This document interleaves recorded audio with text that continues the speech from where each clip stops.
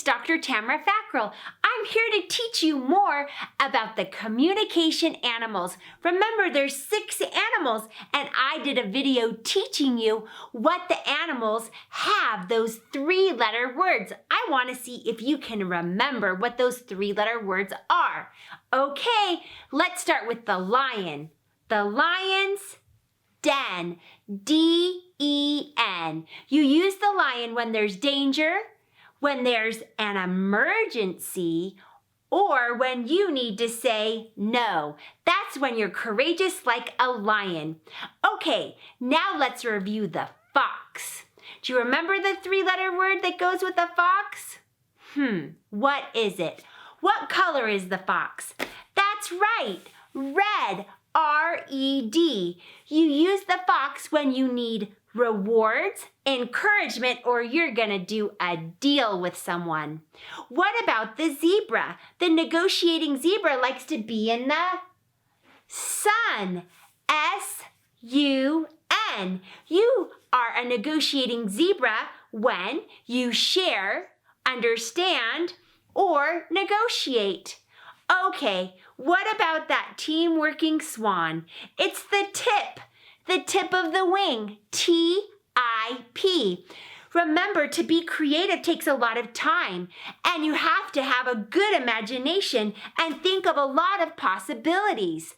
You've got it. 2 more. Remember that elephant? The trunk covers something. What is it? It's his lip, L-I-P. So you're going to use the elephant style when you need to listen, and you're going to be compassionate when someone has an injury. That's the I. And don't forget the P. Elephants give a lot of praise because that makes other people feel good. And then the last one, our avoiding turtle. He likes to sit. S-I-T. When are we going to use that turtle? When it's something that's smaller and important to us. I is when we need to ignore something. Or T, when we need time to cool down. So yeah, that's the review of the 6 communication animals. Today, I have something really fun for you. We're going to talk about book 6. Remember, we're talking about how you can be a character education warrior, and you can be a warrior with 3 things. That is self-confidence, that is self-control, and today we're going to talk about the 3rd one, self-esteem. When you master self-confidence, self-control, and self-esteem, you get to be a character education warrior. That is so awesome. In this book, here we have Zoe the zebra and Ellie the elephant. And we also have a special guest, Finn the fox. In this book, Ellie the elephant does something really, really brave. I'm not going to tell you what it is, but if you read the book, you can find out. But the sad thing is that she fails. And she has these monsters in her head. We all have those monsters in our head.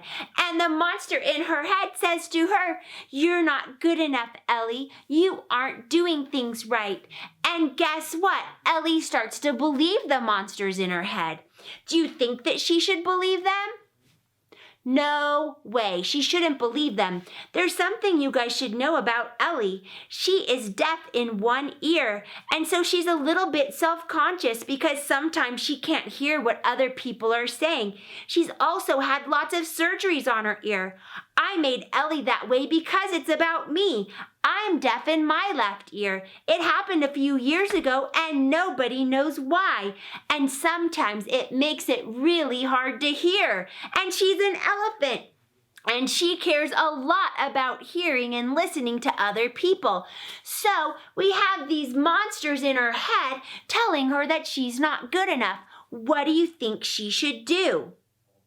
Well, I'll tell you.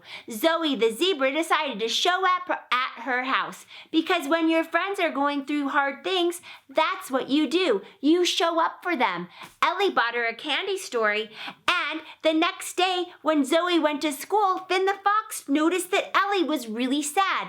Here's the cool thing about Finn. He's from Hawaii. I lived in Hawaii too, and I love Hawaii. Something about Hawaii is when you go, everybody says the word aloha. Aloha. It means more than just hello in Hawaii. Alo means share. Ha means breath of life. Aloha means share your breath of life or the light inside you. Everybody has a special light inside themselves, but some people don't even know it. You have a light inside yourself too. So Finn teaches Ellie about the aloha meter. Now, isn't that cool? The aloha meter is how you're feeling on a scale from 0 to 10.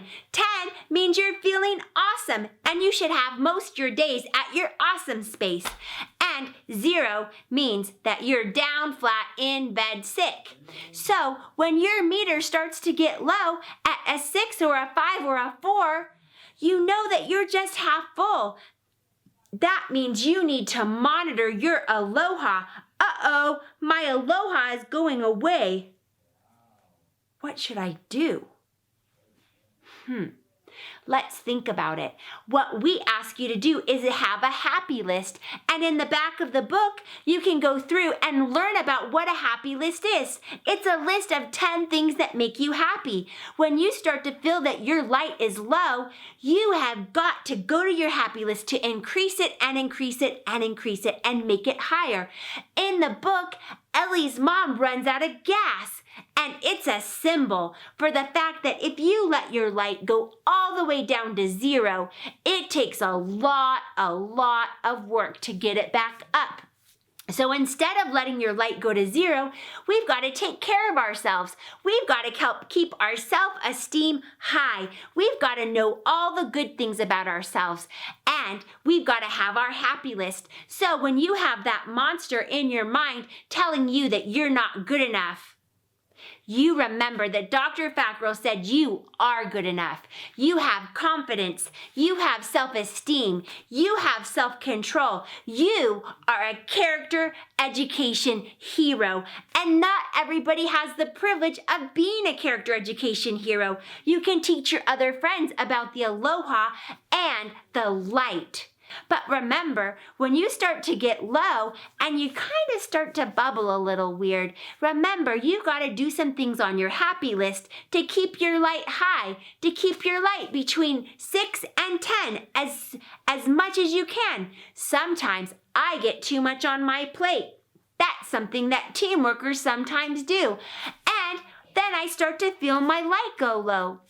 So I have to take a break from what I'm doing for other people, and I have to take care of myself. Taking care of yourself is a really important part of self-esteem. It's also really important to develop a self-mantra. A mantra is something that you repeat in your mind over and over and tell yourself. I have a mantra and I didn't even make it up. My subconscious good self made it up. And here it is. I say to myself, I'm a good person and I love myself.